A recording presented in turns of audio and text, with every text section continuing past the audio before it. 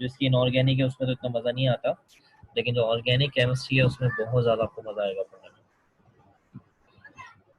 ठीक है, जी तो आज का हमारा जो केमिस्ट्री का लेक्चर है वो मैंने आपको बताया था, मैं ज़्यादा बड़ा नहीं लूँगा, थोड़ा मुख्तसर लेक्चर होगा, थोड़ी छोटी क्लास होगी तो उसको बेयर कीजिएगा। फिर मैं इंशाल्लाह कल जो केमिस्ट्री की क्लास लूँगा उसके अंदर ज़रा थोड़ी सी ज़्यादा डिटेल डिस्कस करूँगा। ठीक है बेटा, स्टार्ट करें। जी second year chemistry, second year की जो केमिस्ट्री है हमारे पास, इसके अंदर टोटल चैप्टर हमारे पास 11 है, और इन टोटल 11 चैप्टर के अंदर हमारे पास जो चैप्टर हैं 1 से लेके 5 तक, ये सारे चैप्टर कहलाते हैं इनऑर्गेनिक केमिस्ट्री। इनऑर्गेनिक केमिस्ट्री ये केमिस्ट्री का एक शोबा है, और चैप्टर नंबर 6 से लेकर 10 तक जो है ये हमारे पास होते हैं ऑर्गेनिक केमिस्ट्री। ठीक है, 1 से लेके 5 इनऑर्गेनिक है, 6 से 10 जो है वो ऑर्गेनिक। अब बचा 11 चैप्टर, तो 11 चैप्टर के अंदर टोटल 6 टॉपिक्स हैं। उन 6 टॉपिक्स में से 3 टॉपिक जो होते हैं वो होते हैं इनऑर्गेनिक केमिस्ट्री, इनऑर्गेनिक केमिस्ट्री के, और 3 टॉपिक्स जो होते हैं उसके अंदर वो होते हैं ऑर्गेनिक केमिस्ट्री। तो समझ में आ रहा है सब कुछ क्या लिखा हुआ है? जी ठीक है, तो 11वां जो चैप्टर है वो आधा आधा बटा हुआ है, 3 उसमें इनऑर्गेनिक केमिस्ट्री की टॉपिक डाल दी है, फर्टिलाइजर है, ग्लास है उसके अंदर, ऑयल्स एंड वार्निशेस है, तो ये इनऑर्गेनिक है। इसके अलावा सिंथेटिक फाइबर है उसके अंदर, प्लास्टिक है उसके अंदर, और डिटर्जेंट है उसके अंदर। ये जो टॉपिक के मैं नाम आपको भी ऐसे रफली बता रहा हूँ, ये ऑर्गेनिक केमिस्ट्री से बिलोंग करते हैं जो नाम मैंने बताया। ठीक है, तो 11वां चैप्टर इनऑर्गेनिक और ऑर्गेनिक दोनों में बटा हुआ है। अब हम पेपर पैटर्न की बात करते हैं कि इसका पेपर पैटर्न कैसा होता है। पेपर पैटर्न इनऑर्गेनिक और ऑर्गेनिक दोनों में बटा हुआ है। मार्क्स आपको पता है, जो हमारे पास पेपर के मार्क्स हैं वो 85 होते हैं। ये 85 मार्क्स जो है इसके अंदर सबसे पहला जो है वो सेक्शन ए है हमारे पास, जिसको हम मल्टीपल चॉइस क्वेश्चंस कहते हैं, जो कि 17 मार्क्स आपको दिलाएंगे। 17 होते हैं और ये 17 आपको दिला देंगे अगर 17 एमसीक्यू आपके सही हो जाते हैं। यहाँ तक ठीक है। अच्छा, इसके बाद हमारे पास सेक्शन बी आ जाता है। जो सेक्शन बी हमारे पास आता है, इसके 2 पार्ट हैं। एक पार्ट है, आई ओ लिखूँ तो समझ जाएगा इनऑर्गेनिक है, और जी ओ सी लिखूँ तो समझ जाएगा ऑर्गेनिक केमिस्ट्री है। 2 पार्ट होते हैं, inorganic chemistry, organic chemistry. Inorganic chemistry में 8 क्वेश्चन हैं, 5 करने होंगे। इसमें भी आपको 8 सवाल देगा, 5 करने होंगे। ठीक है, और टोटल मिलाकर ये जो होगा वो आपको 20 मार्क्स का स्कोर, सॉरी 40 मार्क्स का स्कोर, यानी 5 सवाल करेंगे 20 नंबर, 5 सवाल करेंगे 20 नंबर, टोटल कितने नंबर मिल जाएंगे आपको? 40 नंबर। यानी सेक्शन बी के 2 हिस्से हैं, इनऑर्गेनिक पार्ट, ऑर्गेनिक पार्ट। और इनऑर्गेनिक पार्ट में 8 सवाल में से 5 करो तो आपको 20 नंबर मिलेंगे, ऑर्गेनिक वाले में से 8 में से 5 करोगे तो आपको 20 नंबर मिलेंगे, तो टोटल हो जाएंगे आपके 40 मार्क्स हो जाएंगे। ठीक है, इसके बाद हमारे पास है सेक्शन सी। जो सेक्शन सी है हमारे पास, इसके अंदर भी हमारे पास 2 हिस्से हैं, इनऑर्गेनिक केमिस्ट्री और ऑर्गेनिक केमिस्ट्री। इसके अंदर हमारे पास 2 सवाल होंगे, एक आपको करना होगा। इसमें आपके पास 2 सवाल होंगे, एक आपको करना होगा इसमें से। और यहाँ से आपको मिलेंगे टोटल 28 मार्क्स, यानी एक सवाल 14 नंबर का होगा, 28 नंबर मिलेंगे आपको। आपको 14 नंबर इनऑर्गेनिक वाले पार्ट से और 14 नंबर ऑर्गेनिक। तो 40 नंबर सेक्शन बी से, सेक्शन सी से 28 नंबर, और सेक्शन ए से 17 नंबर। ये सारे नंबर टोटल करें तो कितने हो जाएंगे आपके? 85। ये है आपका पेपर पैटर्न। 85 समझ में आगे बेटा याद है? जी ठीक है, अब हमारे पास शुरुआत करने के इसमें 2 तरीके होते हैं, या तो हम ऑर्गेनिक केमिस्ट्री से स्टार्ट कर लें जिसके 1 से 5 तक चैप्टर है। ठीक है, और पूरा उसको 1 से लेकर 5 तक पूरे कंप्लीट कर लें, इनऑर्गेनिक पूरी कंप्लीट कर लें। दूसरा तरह जो है हमारे पास ऑर्गेनिक केमिस्ट्री से स्टार्ट करना। ठीक है, तो ऑर्गेनिक केमिस्ट्री से मैं स्टार्ट इसमें नहीं करता, उसका रीज़न ये है कि शुरू के अंदर ज़रा थोड़ा सा आपको इस केमिस्ट्री से ज़रा थोड़ा फेमिलियर करना है, इसलिए हम शुरू में ज़रा हल्का और ज़रा थोड़ा सा ईजियर से स्टार्ट करेंगे ताकि थोड़ा सा जहन आपका बन जाए कि सेकेंड ईयर में किस तरह की केमिस्ट्री से आपका वास्ता पड़ना है। हम इनऑर्गेनिक से स्टार्ट करेंगे लेकिन मिक्स पढ़ाएंगे।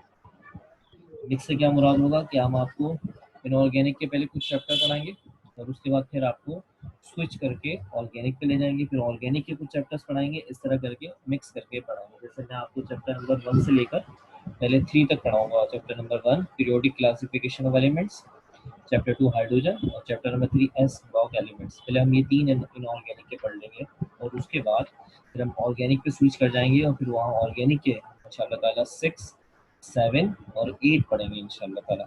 और फिर उसके बाद या तो 9 की तरफ चले जाएंगे या फिर दोबारा से वापस इनऑर्गेनिक पर आकर 4 और 5 कंप्लीट करके आखिर में ऑर्गेनिक पे अपना कोर्स एंड करेंगे इंशाल्लाह। क्या आपको तरीक़ेकार समझ में आ गया? जी।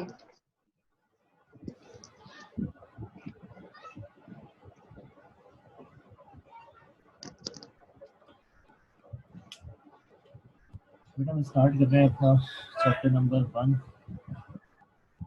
और चैप्टर नंबर 1 जो हमारा इसका नाम है periodic classification of elements. Periodic classification of elements, ये हमारा chapter number 1। What is the meaning of periodic classification of elements, इससे क्या मुराद लिया जाता है? एक मैं आपको एक बॉटल देता हूँ, फर्स्ट कर लें जो बॉटल है, ठीक है, उसके अंदर बहुत सारी बॉल्स मौजूद है कलर की। रेड बॉल भी है उसके अंदर, वाइट भी है, ग्रीन भी है, मुख्तलिफ कलर की बॉल्स हैं, ठीक है। अच्छा, आप बॉटल के बाहर से ये नहीं देख सकते कि कौन से कलर की बॉल है, ठीक है। बस ये आपको पता है कि इस बॉटल के अंदर मुख्तलिफ कलर की बॉल्स हैं। अब मैंने आपसे कहा कि इसमें से मुझे रेड कलर की बॉल निकाल के दीजिए, तो आपने क्या करना है, हाथ अंदर डाला, आपने तलाश नहीं करना, बस हाथ अंदर डाला, जो बॉल आपके हाथ में है आपने निकाल के मुझे दे दी, लेकिन वो रेड नहीं थी, वो ब्लैक निकली। इसी तरीके से मैंने दोबारा आपसे कहा कि मुझे भाई इसमें से रेड दीजिए, आपने फिर दोबारा हाथ डाला और जब निकाला तो येलो कलर की बॉल आई। इस तरह हो सकता है कि शायद किसी टाइम में रेड भी निकल आए, लेकिन ये एक परेशान करने वाला और मुश्किल तरीका है, क्योंकि हमें नहीं पता चल रहा कि 100% रेड ही निकलेगी या नहीं निकलेगी। अब हम क्या करें जिसकी वजह से रेड बॉल आसानी से निकल जाए? क्या हल है आपके पास? क्योंकि जैसे आप मुझे वो हल बताएंगी वहीं पे पीरियोडिक क्लासिफिकेशन ऑफ एलिमेंट्स आपको समझ में आ जाएगा। क्या हल होना चाहिए इसका? बहुत आसान हल है। अरेंजमेंट। कैसे अरेंज करेंगे? शाबाश,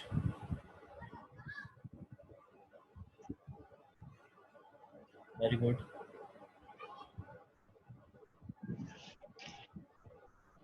और भी मैं मिसालें दे सकता हूँ, बहुत सारी मिसालें मेरे पास। तो मिसाल को बदल के दूसरी मिसाल दूँ? जी। अच्छा चलो, तो दूसरी मिसाल से जवाब देना चाहोगे, फिर दूसरी मिसाल में जवाब देना होगा आपको, ठीक है। जी। अच्छा, मैं एक क्लास में आया, उस क्लास में 6, 7, 8, 9, 10 5 क्लास के स्टूडेंट मौजूद हैं, मुख्तलिफ बहुत सारे बच्चे। अब मैंने 6 को पढ़ाना शुरू करा तो मैट्रिक के बच्चे परेशान, 7 को पढ़ाना शुरू करा तो बाकी क्लास के बच्चे परेशान। इस तरह मैं जब भी किसी क्लास को पढ़ाना शुरू कर रहा हूँ बोर्ड पर तो दूसरी क्लास के बच्चे परेशान। बताएं मैं मसला कैसे हल करूँ? एक एक करके करेंगे ना। एक एक करके करेंगे, यानी यूं कर लें कि हम इन तमाम स्टूडेंट्स को अलग अलग क्लासों में बांट दें। 6 की क्लास अलग कर दें, 7 की अलग कर दें, जी। 8 की अलग कर दें, 9। बिल्कुल यही मसला जो था वो उस बॉटल्स में मौजूद बॉल्स के साथ था। जितनी भी बॉल्स हैं सबको निकाल के आप क्या कर रहे हैं, रेड के लिए एक अलग बॉटल कर दें, वाइट के लिए अलग, ब्लैक, इस तरह हर कलर के लिए अलग अलग बॉटल कर दें, उसको ऊपर लिख दें ये रेड है, ये ब्लैक के लिए, ब्लू के लिए। अब मैं आपसे कहूँ भाई मुझे रेड चाहिए, तो आपने रेड वाली जो बॉटल है उसी में से आपने बॉल निकाल के देनी, 100% रेड निकलेगी। इस तरीके से मसला हल हो जाएगा और बहुत आसान हो जाएगा। बस यही बेटा कॉन्सेप्ट है पीरियोडिक क्लासिफिकेशन ऑफ एलिमेंट्स का। शुरू के अंदर हमारे पास जब एलिमेंट्स थे उनकी तादाद बहुत कम थी और उनको पढ़ना बहुत आसान था, इतनी मुश्किलात नहीं थी। लेकिन जैसे जैसे ये एलिमेंट्स की तादाद बढ़ती गई और ये तादाद में ज़्यादा होने लग गए तो इनकी फिजिकल केमिकल प्रॉपर्टीज़, इनके यूजेस हमें याद रखना बहुत ज़्यादा मुश्किल हो गया, बहुत परेशानी हो गई। तो ज़रूरत महसूस हुई कि एलिमेंट्स को एक ख़ास तरीके से एक सिस्टमेटिक अंदाज में इस तरह अरेंज किया जाए कि उन एलिमेंट्स की प्रॉपर्टीज़ को स्टडी करने में आसानी हो, कि एक जैसी प्रॉपर्टीज़ वाले एलिमेंट एक जगह, दूसरी एक जैसी प्रॉपर्टीज़ वाले एक जगह दूसरी प्रॉपर्टीज वाले एक जैसे एक जगह। इस तरह एलिमेंट्स को एक टेबुलर फॉर्म में, टेबल की शक्ल में अरेंज किया जाता है ताकि उनकी प्रॉपर्टीज को हम बहुत आसानी के साथ स्टडी कर सकें। इसका नाम रखा गया है पीरियोडिक क्लासिफिकेशन ऑफ एलिमेंट्स। यहाँ तक समझ में आ गया? जी पीरियोडिक क्लासिफिकेशन ऑफ एलिमेंट्स में कई साइंसदानों ने काम करा है। आपके कोर्स के हिसाब से जिन लोगों ने काम करा है, आपके कोर्स में जिनका नाम लिखा गया है, इसकी जो हिस्ट्री है वो बहुत तवील है, लेकिन आपके कोर्स के हिसाब से जो हिस्ट्री है उसके ऊपर मैं बात करूँ। जी, आपके कोर्स के अंदर जो लिखा गया है वो है डुबिनियार लॉ ऑफ ट्रायड्स, ठीक है। दूसरा है लॉ न्यूलैंड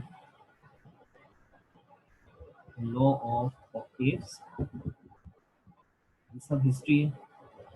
तीसरा है Lothar Meyer classification, Lothar Meyer classification. Fourth है मेंडलीफ पीरियोडिक लॉ, और फाइव है और लास्ट है मॉडर्न पीरियोडिक। तो हमें इन पांच के बारे में पढ़ना है। एग्जाम के अंदर इनके बारे में मुख्तसर किस्म के सवाल आ सकते हैं। ये सारा हिस्सा इतना ज़्यादा अहम नहीं है, ये पेपर के हिसाब से इतनी वर्थ नहीं है। कभी कभी इनके सवाल आ जाते हैं और कभी कभी इनके सवाल के हिसाब से आप आराम से इनके जवाब दे लेंगे क्योंकि ये सब हिस्ट्री है। तो ये पीरियोडिक क्लासिफिकेशन ऑफ एलिमेंट का जो चैप्टर है ये दो हिस्सों में बटा हुआ है। पहला चैप्टर का जो हिस्सा है वो हिस्ट्री में बटा हुआ है, जिसके अंदर ये सारी बातें आपने पढ़नी होंगी सारी की सारी। दूसरा हिस्सा जो है वो पीरियोडिक टेबल को डिस्कस करना है कि पीरियोडिक टेबल जो बनाया गया वो कैसे बनाया गया, उसमें एलिमेंट कैसे अरेंज है और उस पीरियोडिक टेबल के कितने हिस्से हैं, और वो तमाम हिस्सों के बारे में हमें पढ़ना है। सही है, समझ में आ गया?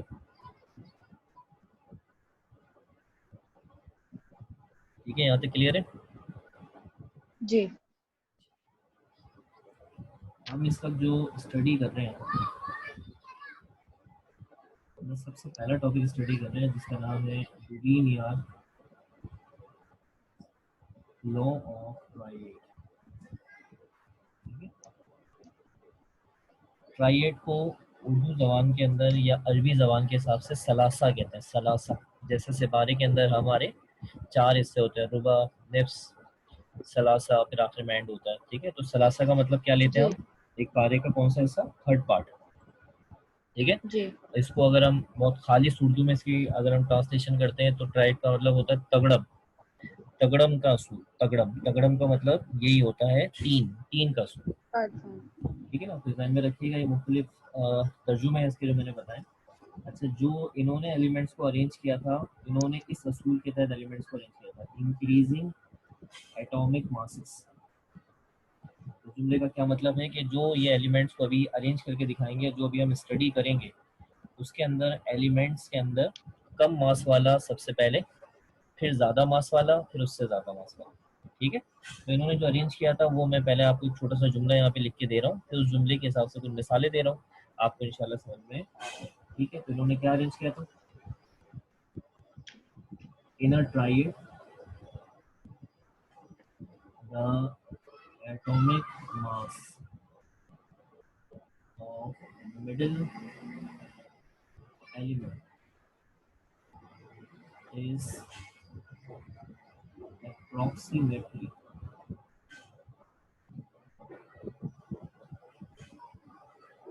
equal to the arithmetic mean of first and third element. First and third, काफ़ी बड़ी स्टेटमेंट है लेकिन ये इनका लॉ है। इस बात को जरा समझने की कोशिश कीजिएगा कि क्या लिखा है। इन्होंने एलिमेंट्स को बढ़ते हुए एटॉमिक मासेस के लिहाज से अरेंज किया था, कम मास वाला पहले, फिर ज़्यादा मास वाला, फिर ज़्यादा, और इन्होंने एलिमेंट्स को तीन के ग्रुप में अरेंज किया था। ट्राइड का मतलब क्या है? तीन के ग्रुप में इन्होंने अरेंज किया, और वो इस तरह से अरेंज किया था कि इस ग्रुप का जो सेकंड मेंबर होगा, मिडिल मेंबर होगा, उसका एटॉमिक मास पहले और तीसरे के एटॉमिक मास के अर्थमेटिक मीन यानी एवरेज से निकलेगा। यानी अगर आप पहले और तीसरे एलिमेंट के एटॉमिक मास का एवरेज बनाएंगे तो जो आंसर आएगा वो एटॉमिक मास होगा किसका, 20 वाले एलिमेंट का। ठीक है, अब मैं जरा इसको एग्जांपल की शक्ल में पेश करता हूँ तो आपको समझ में ज़्यादा अच्छा आएगा। ये इनका बना हुआ एक ट्राइएड है, जरा गौर से देखिएगा। इनका बना हुआ एक ट्राइएड है, इसमें 3 एलिमेंट है। एक है लिथियम, लिथियम का एटॉमिक मास होता है 7, ठीक है, राउंड अप करके लिया हुआ है। दूसरा था सोडियम 23, तीसरा है पोटेशियम 13। ये इन्होंने ट्राइड बनाया था, एलिमेंट्स को अरेंज किया था। आप देख रही हैं इसके अंदर सबसे कम मास वाला पहले, फिर ज्यादा मास वाला, फिर ज्यादा मास वाला। आ रहा है बेटा यहाँ तक समझ में? जी। अब इन्होंने क्या जो स्टेटमेंट दी है उस स्टेटमेंट को हम जरा यहाँ पे जस्टिफाई करेंगे। कौन कौन से एटॉमिक मास का एवरेज बनाना है, पहले और तीसरे का, पहले और तीसरे का एटॉमिक मास का एवरेज बनाना है।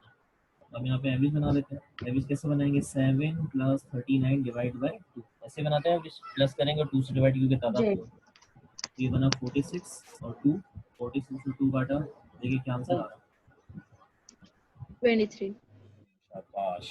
अच्छा, ये एग्जैक्ट बराबर भी आ सकता है और एग्जैक्ट बराबर भी नहीं आ सकता, तकरीबन नियरर बराबर आ सकता है, 1 या 2 का फर्क भी आ सकता है इसके अंदर। ठीक है, अब इनका दूसरा ट्राइड देखिएगा, वो भी आपको समझ में आएगा। ये पहली मिसाल थी हमारी, दूसरी मिसाल देखिए, दूसरा ट्राइड दिखाता हूँ आपको।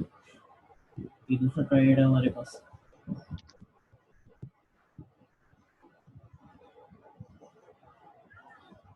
क्लोरीन 35.5, ब्रोमीन राउंड अप करके ले रहा हूँ, जैसे 80 नहीं होता है इसका, 79.96 करके ऐसे करके होता है, 79.9 होता है। आयोडीन 126.7 होता है इसका, राउंड अप करके ले रहा हूँ 127, राउंड अप करके ले रहा हूँ। ये इन्होंने एक और ट्राइड बना के दिखाया था, तो इसके अंदर भी हम वही तरीका इस्तेमाल करेंगे जो मैंने आपको भी बताया। फर्स्ट और थर्ड का एटॉमिक मास ऐड करेंगे, 35.5 प्लस 127 डिवाइड बाय, इसको सॉल्व कर लेते हैं जरा जल्दी से, मैं भी करता हूँ जरा।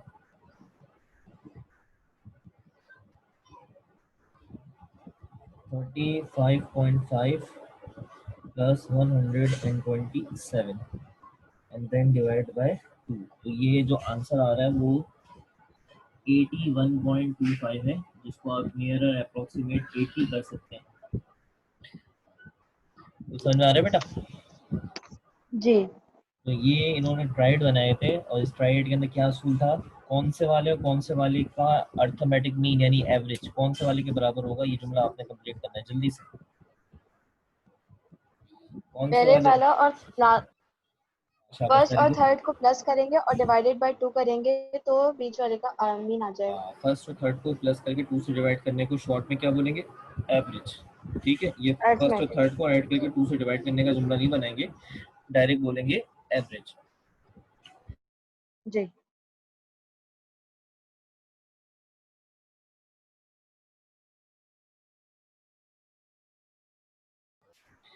तो आपने इसके अंदर लफ्ज़ जो है ना वो एवरेज का लफ्ज़ इस्तेमाल करना है, और एवरेज का लफ्ज़ जब आप इस्तेमाल करेंगे तो फर्स्ट और थर्ड को जमा करके 2 से डिवाइड करना आपको नहीं बोलना पड़ेगा।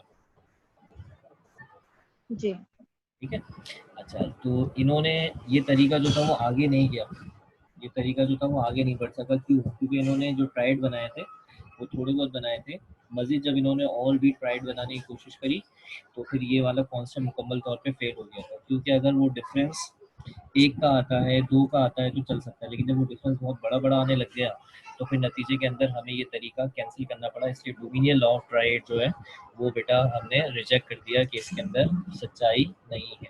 आपको यहाँ तक समझ में आता है? जी। हम अपना आज का जो लेक्चर है वो न्यूलैंड लॉ ऑफ ऑक्टेव्स के ऊपर खत्म करेंगे। आइए न्यूलैंड लॉ ऑफ ऑक्टेव्स देख लीजिए, उसके बाद हमारा आज का लेक्चर जो है वो हम एंड करेंगे, यानी अगले 5 मिनट में अपनी क्लास को मैं एंड कर दूँगा। ठीक है, फिर मैं भी ये सारा काम जो है वो आपको दे रहा हूँ। ठीक है, हमारा जो टॉपिक है उसका नाम है लॉ ऑफ ऑप्टिक्स। मैं आपको ये बताता चलूँ कि ये 3 साइंसदान हैं जिन्होंने एक ही जैसे अरसे के अंदर एक साथ काम शुरू किया था। जिनमें से एक का ताल्लुक इंग्लैंड से है, दूसरे का ताल्लुक रशिया से, तीसरे का अभी ज़रा मुझे कंफर्म नहीं है। सबसे पहला साइंटिस्ट है जॉन न्यूलैंड, ठीक है। इन्होंने काम शुरू करा था और इनके बीच में काम शुरू करा था लॉदरमेयर ने और एक मैंडलीफ ने। तो ये याद रखिएगा कि लॉदरमेयर ने जो था वो लॉ नहीं बनाया था, उन्होंने डायरेक्ट पीरियोडिक टेबल पब्लिश किया था, जबकि जॉन न्यूलैंड ने लॉ ऑफ ऑक्टेव्स दिया था और मैंडलीफ ने भी पीरियोडिक लॉ दिया था। ठीक है, ध्यान में रखिएगा। लॉ ऑफ ऑक्टेव्स को उर्दू में कहते हैं अट्ठे का काम, अट्ठा। अच्छा, अब थोड़ा सा मौसीकी म्यूजिक से थोड़ा सा इंटरेस्ट है कुछ आपको? जी सुनने की हद तक खाली जी सुनने की हद तक, या थोड़ी सी कुछ मालूमात भी है इसके बारे में? नहीं नहीं मालूमात है इसके बारे में? अच्छा, तो नहीं मालूमात नहीं है, खैर मुझे भी इतनी हैसियत नहीं है। ये बताएं, मशरिक के जो मौसीकी के जो 7 सुर होते हैं वो कौन से होते हैं? तो मशरिक के अंदर, हमारे मशरिक के अंदर, ये हमारा मशरिक है ना, इसमें जो मौसीकी जी होती है उसके 7 सुर होते हैं। पता है नहीं नहीं सुना आपने कभी उसके बारे में? नहीं उसका ताल्लुक एक्चुअली इस लॉ से है। अगर हम वो 7 सुर मैं आपको यहाँ लिख के दिखाऊं तो आपको थोड़ा सा रिसेम्बलेंस नजर आएगा कि ये लॉ ऑफ ऑक्टेव के अंदर ये जो ऑक्टेव का लफ्ज आ रहा है ना, ये आखिर किस तरीके से लिंक करता है। शायद मैं ये लिखूं तो आप कहेंगे हाँ नहीं मुझे ये पता था। पहला होता है सा, रे, गा, मा, पा, गा, नी, सा। तो क्या है बताया? जी आ रे, गा, मा, पा, दा, गा नी, सा। अब इसके अंदर आप गिने तो ये पहला सा, रे, दूसरा, पहला, दूसरा, तीसरा, चौथा, पांचवा, छठा, सातवां। देखिए 8वें नंबर पे कौन आ रहा है?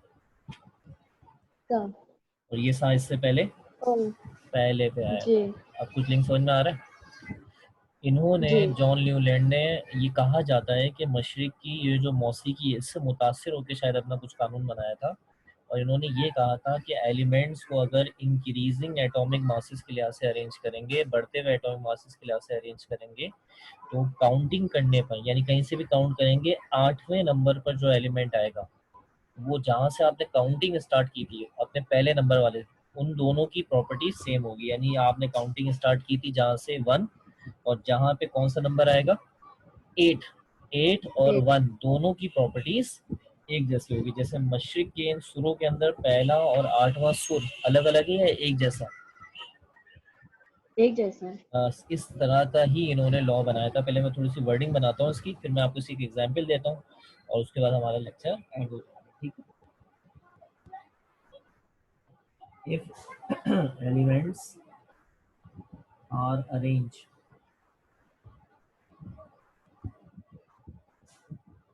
इन इंक्रीजिंग को शॉर्ट करके लिख रहा हूँ, atomic masses, then the 8 element will repeat its properties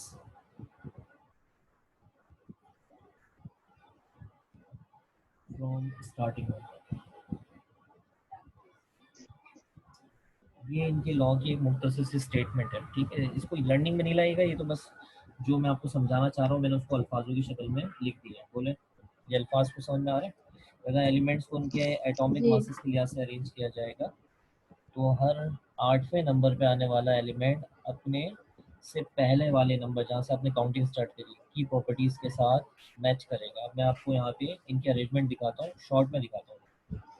सबसे पहले था लिथियम, लिथियम के बाद था हमारे पास बेरिलियम, फिर था हमारे पास बोरॉन, बोरॉन के बाद था हमारे पास कार्बन, कार्बन के बाद था नाइट्रोजन, ऑक्सीजन, क्लोरीन। फिर इसके बाद यहाँ पर आता है सोडियम, और सोडियम के बाद यहाँ पे आता है मैग्नीशियम, यहाँ आता है एल्यूमिनियम, सिलिकॉन, यहाँ पर आता है फॉस्फोरस, सल्फर और क्लोरीन। ये मैंने आपके सामने 2 रॉज लिखी हैं, और भी हो सकती हैं। ठीक है, अब यहाँ पे आपने काउंटिंग के अंदर समझना है, आपको समझ में आ जाएगा साइंस। चले सबसे पहले हम यहाँ से काउंटिंग स्टार्ट करते हैं। देखिए ये है लिथियम, यहाँ से काउंटिंग स्टार्ट हुई। ये इनकी अरेंजमेंट है जो न्यूलैंड ने अरेंज किया था। ठीक है, और सादा अंदाज से लिखा है मैंने। लिथियम पहले नंबर पे जी काउंटिंग करते हैं, 1 2 3 4 5 6 7 और 8 पे कौन आ रहा है? सोडियम कहते हैं सोडियम। इसको, ठीक है। कोई नाम ना आए तो कोई मसला नहीं, मैं बता दूंगा। इन दोनों की प्रॉपर्टीज कैसी होती हैं? एक जैसी, क्योंकि ये भी अल्कली मेटल है और ये भी क्या है बेटा? अल्कली मेटल है। इन दोनों की अल्कली प्रॉपर्टीज मेटल। जैसी, ठीक है। अब कहीं से भी काउंटिंग करें, जो 8वें नंबर पे आएगा उसकी उसकी प्रॉपर्टी सेम है। जैसे कार्बन से यहाँ से करते हैं, ये 1 हो गया, कहीं से भी शुरू करें बस वो आपका 1 हो जाएगा। आप समझ में आ रहा है कैसे चलेगा रूल? जी 1 2 3 4 5 6 7 8, यानी उसके नीचे वाला ही 8 नंबर एक पे और होगा। नाम। ये दोनों के दोनों जो है टेट्रा वैलेंट कहलाते हैं, टेट्रा वैलेंट। इन दोनों की वैलेंसी टेट्रा वैलेंट है, और भी इनमें बहुत ज़्यादा सिमिलर प्रॉपर्टीज़ हैं जिसको अभी हम यहाँ डिस्कस नहीं कर रहे। बहरहाल इनकी प्रॉपर्टीज़ काफ़ी हद तक एक दूसरे से मैच करती है। उस तरह कहीं से भी काउंटिंग स्टार्ट करें, 8वें नंबर पर आने वाला और पहले नंबर पे जहाँ से स्टार्टिंग करी है उनकी प्रॉपर्टीज़ एक जैसी होगी। बोलो यहाँ तक क्लियर है? जी तो यहाँ पर सबसे पहली मर्तबा एक कॉन्सेप्ट पेश किया गया था जो न्यूलैंड ने पेश करा, इससे पहले किसी ने पेश नहीं करा था। उसका नाम है पीरियोडिसिटी। पीरियोडिसिटी का मतलब क्या होता है? एक मखसूस गैप के बाद अपनी प्रॉपर्टीज को दोबारा से रिपीट करना। लिथियम जो है वो ये फॉरेन प्रॉपर्टीज रिपीट नहीं कर रहा, बल्कि ये क्या आ रहा है? शाबाश, एक गैप आ रहा है, ठीक है। और वो जो जी गैप है उसके बाद प्रॉपर्टीज रिपीट आ रही है। न्यूलैंड से गलती हो गई, और गलती क्या हो गई? उसने वो गैप फिक्स कर दिया, और वो गैप क्या था? हर 8वां 8। एलिमेंट। हाँ, ये इनसे गलती हो गई। हो सकता था शायद 9वां एलिमेंट रिपीट करता, हो सकता था 5वां एलिमेंट रिपीट करता, हो सकता 7वां एलिमेंट रिपीट करता, बस ये इनसे गलती हो गई। उसकी वजह से जब इन्होंने अपने पीरियोडिक टेबल यानी जो अरेंजमेंट है उसको आगे बढ़ाया तो इन्हें काफ़ी मसलों का सामना करना पड़ा। लेकिन ये जो पीरियोडिसिटी वाली इन्होंने बात इसके अंदर डिस्कस करी है कि एक गैप के बाद, आप भी जहन में बिठा लें, एक गैप के बाद एलिमेंट अपनी प्रॉपर्टीज को क्या करेंगे? शाबाश, रिपीट करते हुए रिपीट नजर करेंगे। आएंगे। इसी को अब मजीद आगे चलकर बेटा लॉदर मेयर ने भी अडॉप्ट किया, मैंडलीफ ने भी अडॉप्ट किया, और आगे चल के मूजले नाम एक साइंटिस्ट आएगा, उसने भी इसी को अडॉप्ट किया था। अब मुझे बताएं यहाँ तक आज का सारा लेक्चर समझ में आ गया अच्छी तरीके से? जी कल हम कोशिश करेंगे इंशाल्लाह हिस्ट्री के हिसाब से आपको और डिस्कस कर दें और जल्द अज जल्द आपको पीरियोडिक टेबल की तरफ लेके आ जाए। ठीक है बेटा, कल इंशाल्लाह ताला आपसे दोबारा मुलाकात होगी। ऐसे ही मीटिंग का शेड्यूल मैं आपको भेज दूंगा, उसके हिसाब से फिजिक्स और केमिस्ट्री इंशाल्लाह ताला हमारी चलेगी। ठीक है बेटा, ओके, चलिए, खुदा हाफिज़। जी।